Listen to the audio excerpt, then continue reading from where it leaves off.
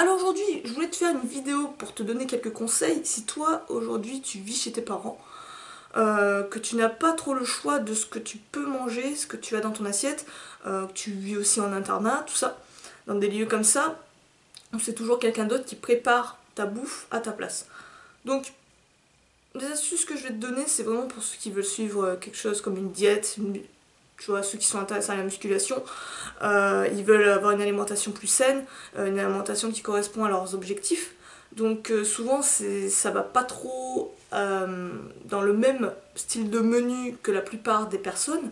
On va souvent te catégoriser d'extrêmes, de personnes un peu bizarres, on va te voir un peu avec des gros yeux, on va pas comprendre pourquoi tu réfléchis en termes de macronutriments, protéines, glucides, lipides. Et en gros, tu vois plus ton alimentation comme une personne normale. Tu vois trop ton alimentation maintenant comme des macros, c'est tout. Et tu réfléchis qu'en termes de protéines, de glucides et de lipides et de micronutriments. Donc les gens vont te regarder avec des gros yeux, ils vont pas comprendre pourquoi à un moment donné tu vas plus vouloir bouffer ce qu'ils donnent à manger. Voire même tu vas commencer à les critiquer sur la façon de manger et il se peut justement que ça crée des tensions et des moments où tu vas te disputer avec ta famille. Donc je vais te donner quand même quelques trucs pour quand même essayer d'allier les deux au maximum, bien qu'il y ait des fois où il faut peut-être être radical, surtout quand tu vois ce qu'on te donne à manger. Ce n'est pas non plus la faute de tes parents, ils ont une part de responsabilité, c'est eux qui font le choix de ce qu'ils mettent dans leur panier, mais avec tout ce qui est dans le supermarché, toute la bouffe de merde ultra transformée qu'ils proposent, le choix qu'on te propose, s'ils n'ont pas une certaine éducation, une certaine prise de conscience, ils vont pas faire d'efforts, clairement pas. Donc, clairement, si par exemple, imagine, on était dans les années 50, on mangeait comme dans les années 50, cette vidéo n'aurait pas lieu d'être, tu vois. À la limite, quelques petits conseils pour rééquilibrer ton assiette, ça serait juste ça. Mais sinon, voilà, il n'y aurait pas eu trop d'interrogations, tu mangerais très bien. Tu mangerais des produits bruts, tu mangerais des produits préparés par maman ou par mamie, tu mangerais une très bonne cuisine, des produits peut-être dans les années 50, je sais pas, mais bio en grande partie. Ça serait l'idéal à ce moment-là. Pareil, au niveau du lait, tu aurais du lait de bonne qualité. Voilà. Produits bruts, ça serait parfait. Tu mangerais même aussi plus de légumes. Mais de nos jours, on est un peu dans la merde. Et ce qu'on nous sert, c'est de la grosse merde qui nous empoisonne jour après jour. Et j'ai pas besoin de te faire un dessin. Il suffit que tu regardes tous les scandales qui fusent sur la toile, ou même les reportages qui dévoilent un peu comment les industriels nous entourloupent et nous manipulent pour se faire un max de fric. La santé n'est pas au cœur de leur objectif, ce qu'ils veulent se faire, c'est même plus de mal. Donc, comment faire quand tes parents, eux, ils sont plus dans une alimentation industrielle et ils veulent pas comprendre ta façon de voir les choses, ton nouveau mode de vie, on va dire. Donc, premier truc que tu peux faire déjà, c'est le plus simple, enfin c'est le plus simple, c'est pas le plus simple, mais c'est la première façon de voir les choses, c'est essayer d'expliquer ton point de vue, négocier.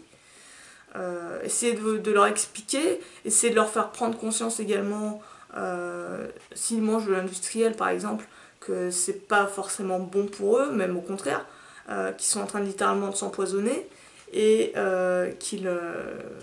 voilà, c'est pas l'idéal s'ils veulent vivre vieux. Et essayer de parler comme ça, essayer d'aller dans leur sens. En fait, quand tu veux convaincre quelqu'un, il faut pas que tu parles de toi. Il faut que tu parles dans leur intérêt. Tout le monde pense qu'à sa gueule. Dis-toi ça, tout le monde pense qu'à sa gueule. Toi, tu penses à tes intérêts, tes parents pensent à leur intérêt. Toi, ton intérêt, c'est d'avoir de gros biscottos. Eux, leur intérêt, c'est de faire des économies et pas dépenser beaucoup d'argent. Tu vois. Donc, l'idée, c'est en gros de jouer dans leur camp et de se mettre à leur place et de parler en leur nom. C'est-à-dire que tu vas te mettre à leur place, tu vas leur expliquer dans leur sens quels sont les intérêts qu'ils auront d'adopter une alimentation plus brute. Pourquoi adopter une alimentation plus saine? Quel est l'avantage? Tu vas leur montrer que déjà que ça leur coûte moins cher que d'acheter des produits transformés, clairement. S'ils le préparaient ça leur coûterait beaucoup moins cher, que tu peux toi donner un coup de main au niveau de la préparation s'ils ont peur que ça leur prenne trop de temps, que en plus de ça ils assurent d'être en meilleure santé, que voilà tu vois autour de toi que les gens tombent comme des mouches à cause de maladies graves comme le cancer, le diabète, etc.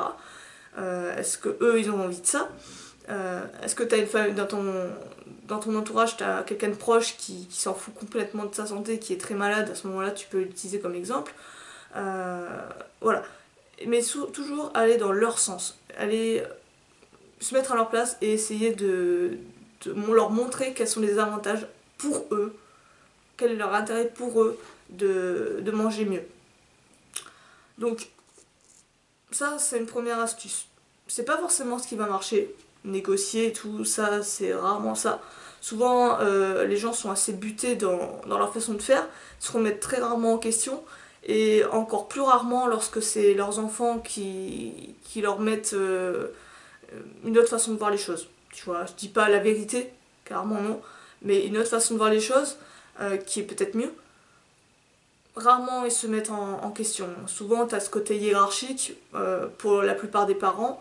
L'enfant est toujours inférieur à eux, aux parents, et ils ont une certaine domination. Et le fait de se faire remettre en question par quelqu'un d'inférieur à eux, entre guillemets, hein, certains vont pas le faire par ego. Littéralement, je te dis ça aussi par expérience, c'est de l'ego. L'ego, il veut pas savoir que ouais non mais quelqu'un de plus petit que moi a peut-être raison. Donc négocier des fois ça marche, si ça marche franchement nickel, c'est cool. Mais il y a d'autres, des fois ça va sûrement, même la plupart du cas ça va pas marcher.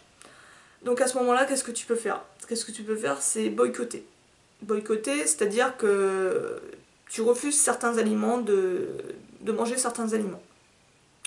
Par exemple, tu refuses de manger les œufs. Je te prends l'exemple des œufs parce que moi c'est ce que j'ai utilisé.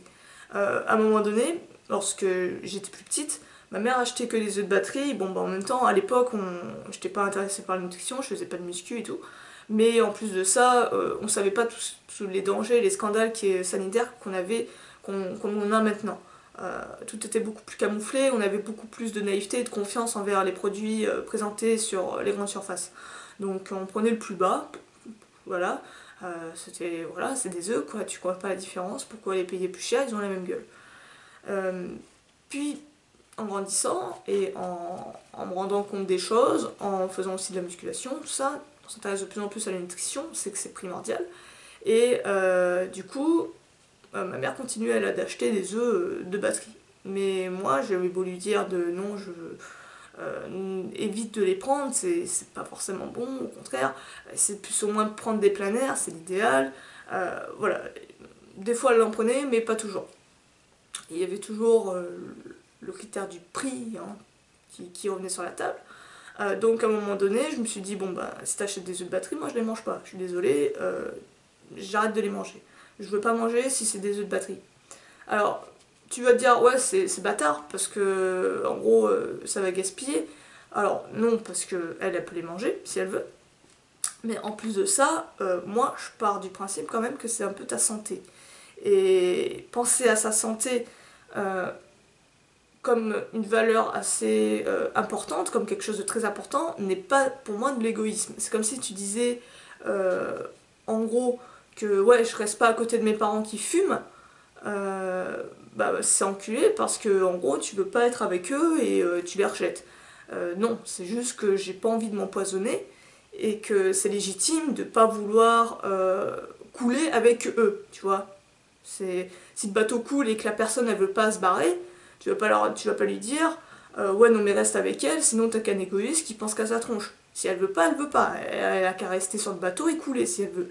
Mais ça la regarde elle-même. Si moi j'ai envie de sauver ma peau, prendre un radeau, voilà, c'est aussi légitime de sauver ses miches. Donc, si tu peux, boycotte certains produits, comme les œufs, comme tu peux avoir quoi d'autre. Après le problème c'est que si tes parents mangent que des produits industriels, tu vas plus rien manger. S'ils mangent que des barquettes, que des produits comme ça, tu vas vraiment plus rien manger. Mais essaie déjà de boycotter certains produits comme les œufs. Ça c'est assez facile de plus les manger. Ça peut avoir une influence, comme moi ça a une influence. Ma mère a du coup pu acheter de batteries et a acheté des œufs de plein air. Donc c'est très bien, ça pose pas de problème, c'est pas forcément... C'est un peu plus cher, mais ça... Voilà, au niveau du budget, c'est bon, ça passe nickel. Donc des fois c'est une fausse excuse. Ensuite, par contre, ça marche quand tu es dans une famille où t'as pas trop de frères et sœurs, pas une famille nombreuse. Parce que si t'es dans une famille nombreuse, le problème c'est que ta voix va pas compter énormément, vu qu'il y a tous les autres qui vont bouffer à ta place. Donc même si tu manges pas toi, bon, tout le monde va s'en foutre, ça aura pas d'influence. Par contre, si t'es dans une famille, il y a peu d'enfants, moi je suis fille unique, donc c'est bon. Ça peut marcher, ça peut vraiment marcher. Ça peut aussi créer un peu de tension où la personne va se mettre à gueuler, voilà, à te critiquer et tout, mais c'est pas grave, tu laisses couler. De toute façon, elle peut pas prendre la cuillère et la foutre dans ta bouche par obligation, mais au moins, essaie de te faire entendre sans forcément justement gueuler et tout, sans être énervé, mais juste en expliquant, en appuyant sur tes valeurs. C'est pas très grave, tu vois. Ensuite, autre solution. Si tu as un peu d'argent de poche, si tu as la chance d'avoir un peu d'argent de poche, il y en a beaucoup des gamins justement qui eux s'achètent des clopes, des conneries comme ça, des bons becs, et ben c'est d'allouer une partie de ton budget à l'achat d'aliments. À l'achat d'aliments qui te paraissent, qui te sont plus sains, histoire de compléter ton assiette. Admettons que tes parents par exemple ils cuisinent pas beaucoup, mais ils font un peu l'effort, par exemple, de faire des pâtes au beurre, des pâtes à la tomate, tu vois, des trucs comme ça.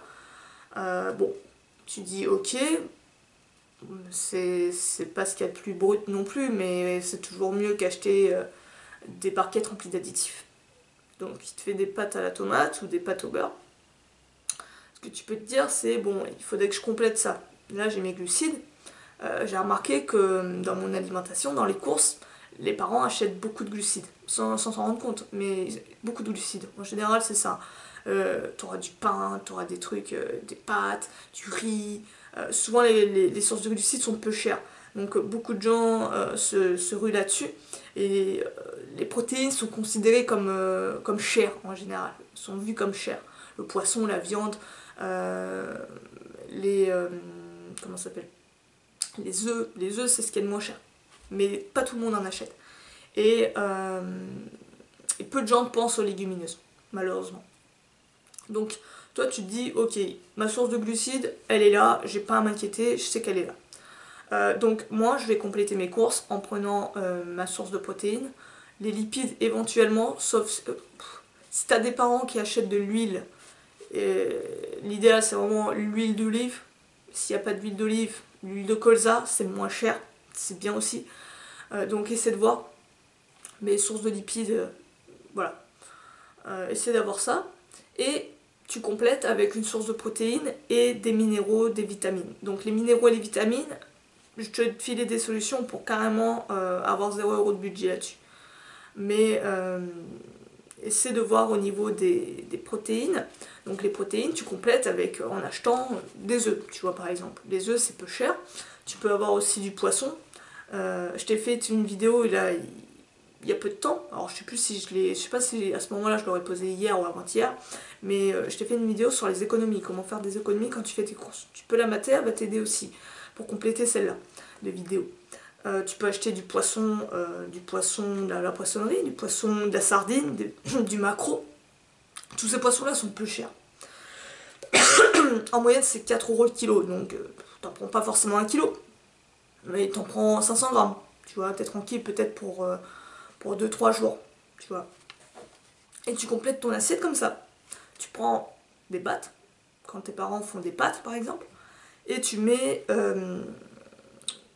des œufs avec 2-3 œufs, avec 100 à 150 grammes, voire 200 grammes selon tes portions de poisson.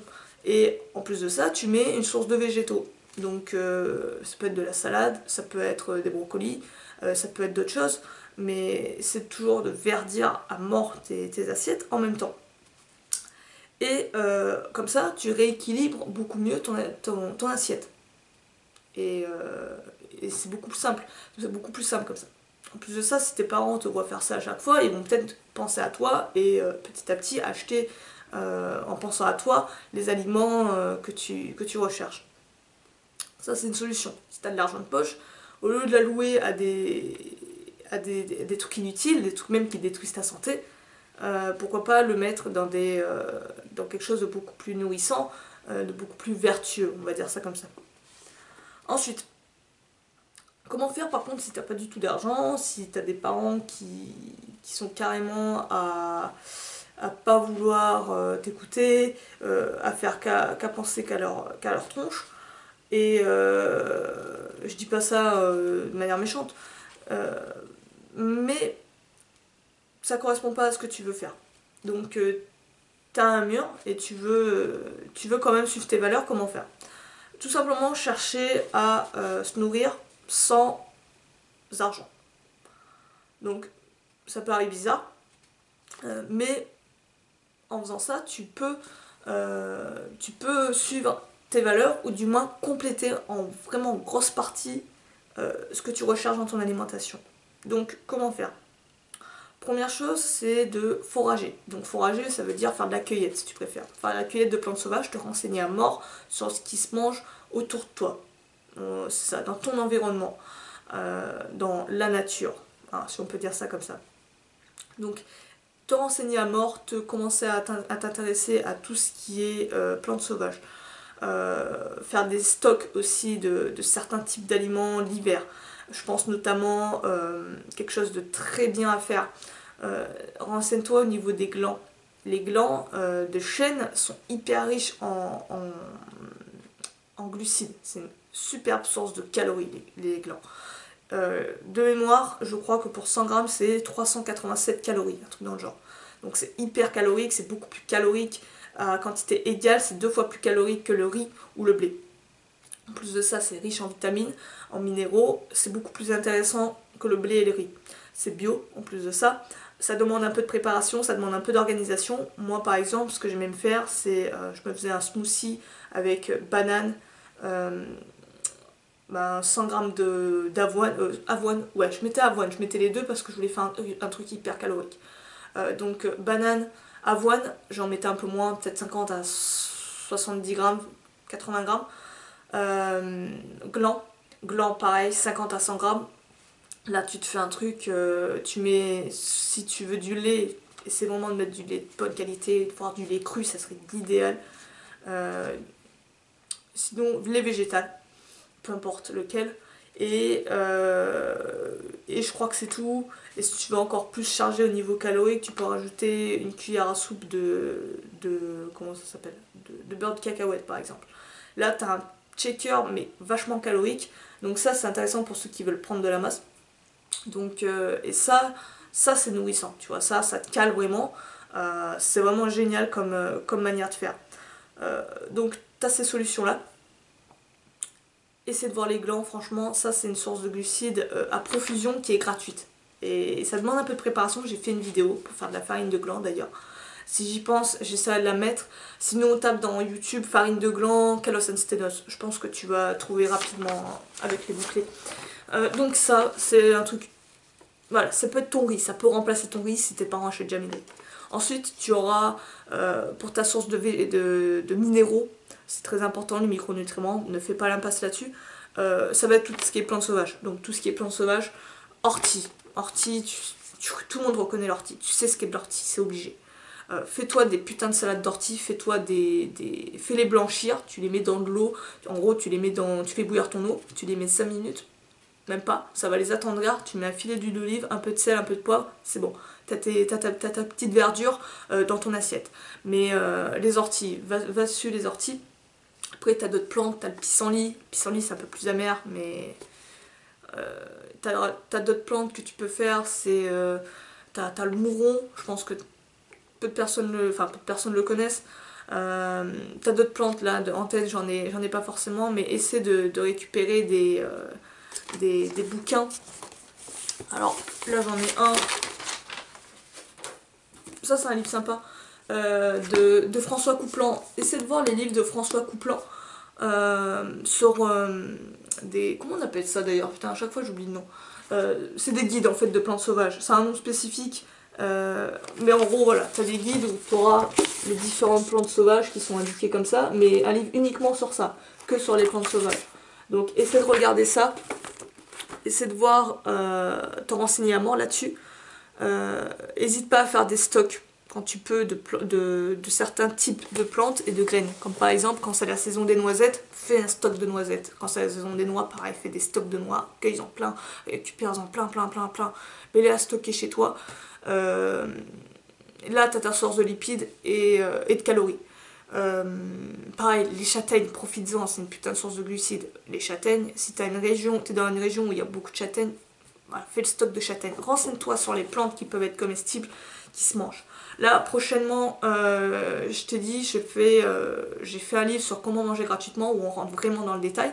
J'ai fini l'écriture, et il y a une partie sur comment faire de la récup de plantes sauvages, de la cueillette de plantes sauvages, où je te présente 20 plantes sauvages quotidiennes, présentes un peu partout en France. Donc ça va sortir dans pas longtemps. Il me reste juste la correction, c'est plus chiant à faire, la correction d'orthographe, l'illustration.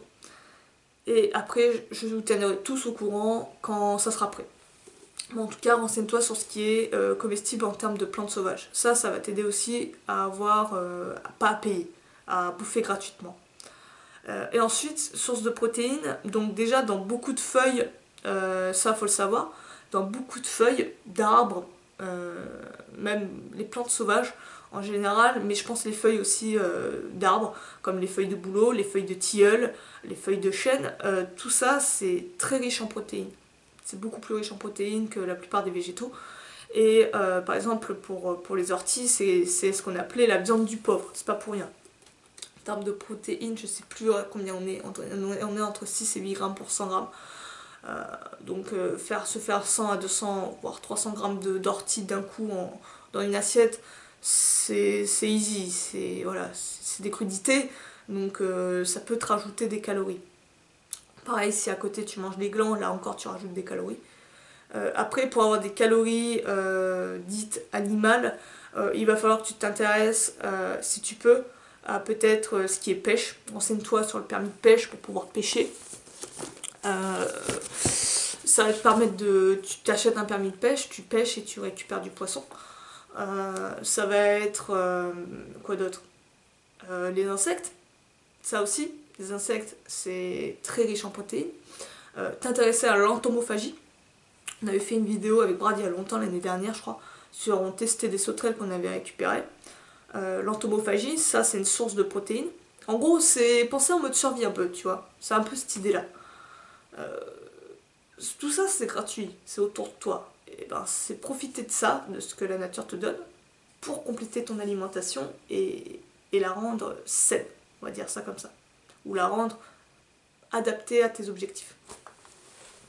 Donc, glaner, fourrager. Ça devrait être dans... Tu fais ça des petites balades, tu vois, pas besoin d'y consacrer énormément de temps, mais au moins le week-end. Au lieu de traîner sur Facebook, au lieu de traîner sur Instagram, au lieu de faire des trucs complètement inutiles, de perdre ton temps sur des choses qui sont futiles, pourquoi pas justement investir un peu plus de sa personne dans son alimentation, dans ce qui peut t'apporter beaucoup plus de bénéfices. Donc fais un petit tour dans un parc, dans une petite forêt si tu habites en campagne. Et essaie de te renseigner à mort sur les plantes sauvages. Ça peut te rendre vraiment autonome et te faire... tu auras vraiment une joie de faire ça.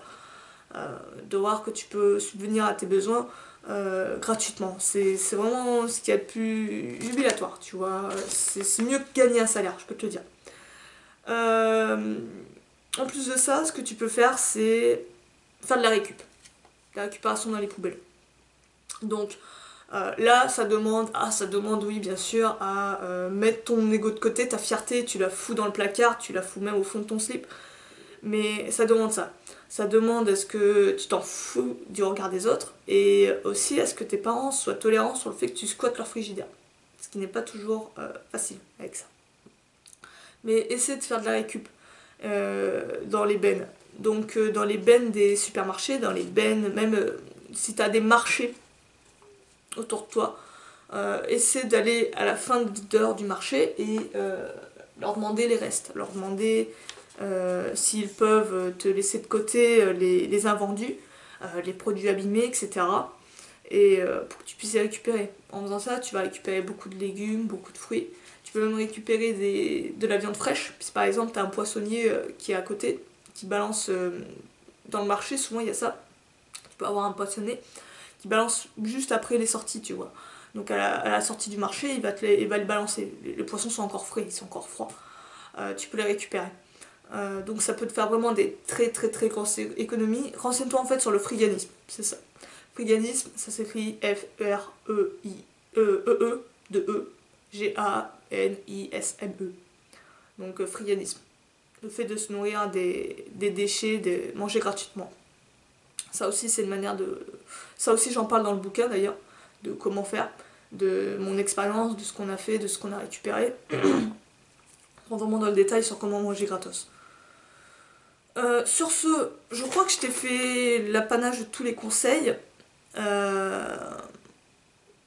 Après voilà, il peut y en avoir d'autres, des astuces, mais de tête, il n'y a que ça qui me vient à l'esprit. J'espère quand même avoir pu t'aider. Voilà, essaie de jongler avec toutes ces façons de faire. Essaie de voir ça, enfin voilà, essaie d'en parler aussi à tes parents. Essaie vraiment quand même de dialoguer. Évite de faire que ça dans ton coin. Essaie d'en dialoguer. Mais te laisse pas décourager si on te critique, si on te dit de pas faire comme ça, d'abandonner ton idée et tout. Essaie de pas te décourager et de quand même poursuivre tes idéaux, dans tes idéaux. Donc sur ce, moi je vais te laisser là-dessus. Si tu as d'autres astuces, des trucs comme ça, des manières de faire, n'hésite pas à les partager en commentaire. Moi je te dis à la prochaine, prends soin de toi, à plus.